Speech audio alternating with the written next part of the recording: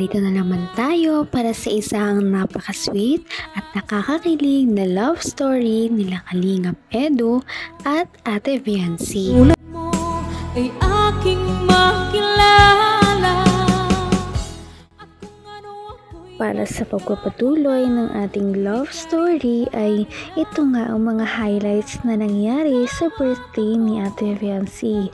Sobrang nagtrending talaga ang kanyang kaarawan dahil kahit sa mga platforms ay pinag-uusapan ito ng mga fans ng Kalingap team.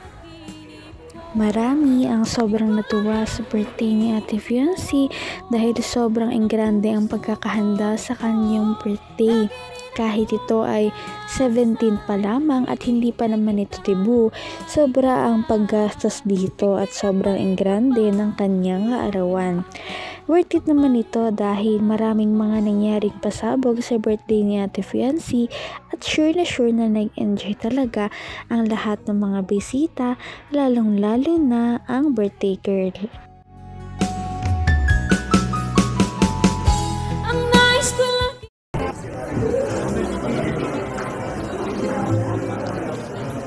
Kapit na? Yan. Happy 17th birthday, yan. Dalawang naman sa barang. Wish ko lang, good health and stay pretty.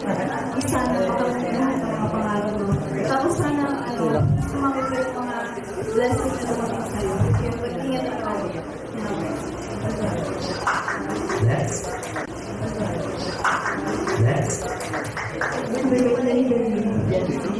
Congrats sa mga blessings na natanggap mo, nila mama mo, ng family mo. Tapos, manatili kang si Viancy, natagpuan nila, love na pinapunan. Tapos, wish ko sana makapagtapos na ng pag-aaral, matulad ng mga pangalan mo para kila mama mo. Tapos, yun, thank you. Kita mahal. Napakarami ang dumalo sa birthday ni Ate Viancy at ginawa na nga ang mga tipikal na ginagawa sa isang birthday party. Marami ang nag-wish sa kanya ng mga magagandang gusto nilang mangyari sa birthday at sa buhay ni Ate Viancy. Marami pa nga ang mga naiyak dahil galing talaga sa kanilang mga puso ang kanilang mga sinasabi sa ating birthday girl. Napakarami kasi ng mga nagmamahal kay Ate Viancy at hindi nila maiwasan na maiyak sa tuwa dahil naranasan na ni Ate Viancy yung mga ganitong bagay sa kanyang buhay na hindi niya naranasan dati pa. Ikaw lang ang tinitipon. Yun, thank you kasi kahit na may comparison between you and me, mananatili pa rin yung samahan natin. Kasi tapos,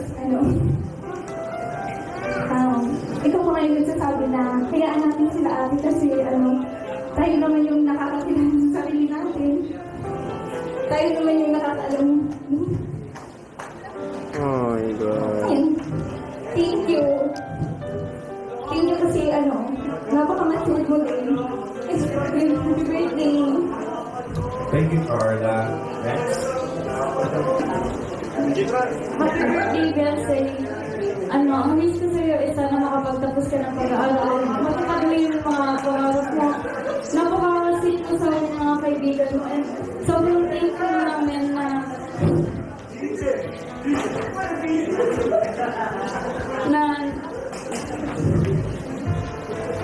Hindi ko naman akalain na hindi ko rin inaasahan pa. Napakarami talaga ng mga naiyak sa mga message nila para kay Ate Viancy, lalong-lalo na ang Kalingap Angels. Kahit hindi pa naman sila masyadong matagal na magkasama dahil 1 taon pa lamang silang magkakakilala, grabe na ang bond na nabuo sa pagitan nila. Kaya naman bawat isa sa kanila ay close na close talaga sa isa't isa. At dahil dito, marami ang mga napamahal na Kalingap Angels kay Ate Viancy dahil napakaganda raw ng kanyang ugali. Nakakatuwa talaga si Fiancé dahil kahit saan mo siya ipasama, lahat ay nagiging kasundo niya dahil sa kanyang kabutihang ugali. Kita mahal.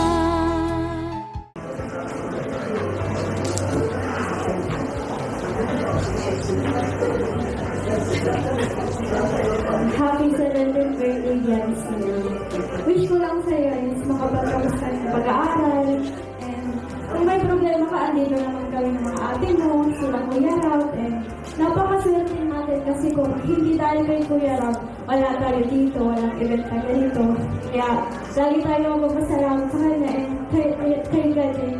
And yun lang, mahal na mahal ka namin. Happy birthday.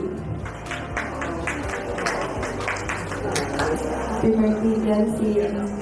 Alam mo naman na.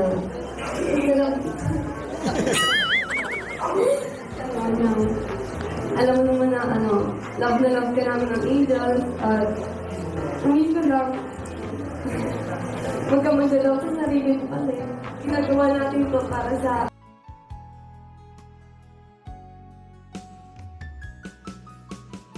Napakarami talaga ng nagmamahal kay Ate Fiancé at kasama na dito ang Kalingap Angels dahil nga medyo magkakaugnay ang kanilang mga istorya at pare-pareho sila ng pinanggalingan. Lahat man sila ay nanggaling sa hirap, ay lahat naman sila ay mabubuting tao at napakababait ng mga dalaga.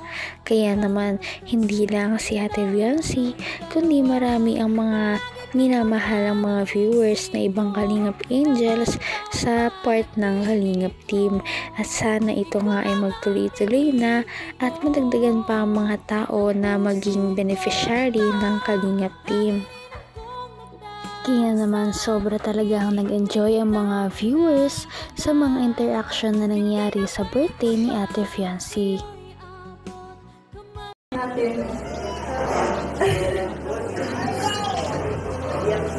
Kahit na anong mangyari, isipin mo lang na para sa future na yung ginagawa natin at wala naman sa para sa atin.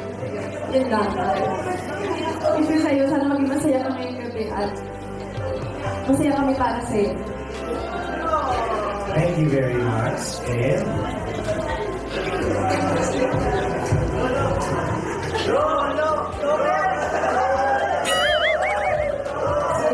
Happy 7th birthday, Biancy. Mga balata, gusto ko masahin sa iyo, nararamdaman ko na very grateful na mga nakilala kita kasi si Biancy po is napakabait po talaga ng sobra.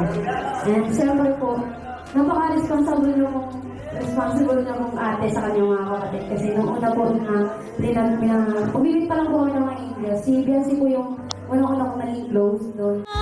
Hindi ka rin nag-alilangan pa. Ikaw at ako. Totoo naman ang lahat ng sinabi ng mga bisita ni Ate Fiancé. Sobrang bait kasi talaga ng dalagang ito. Mapagmahal sa kanyang pamilya, kapwa, at higit sa lahat may takot sa Diyos. Kaya naman lagi talaga siyang pinagpapala at mas marami pa ang mga taong nagmamahal sa kanya at kaya naman dahil dito dumadami pa lalo ang kanyang mga sponsors.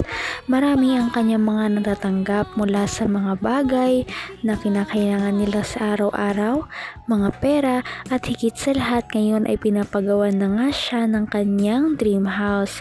At ito na nga ang aabangan natin kung matutupad ba ang mga ito at malagdagan pa sa mga susunod na panahon. Napaka-sweet talaga nila at napakabait ng tambalang ito kaya maraming sumusuporta. Kaya naman sana ipatuloy natin silang suportahan at mahalin si Fiancé, si Kalingap Edu at ang Kalingap Team. Yan lamang at maraming salamat sa panonood.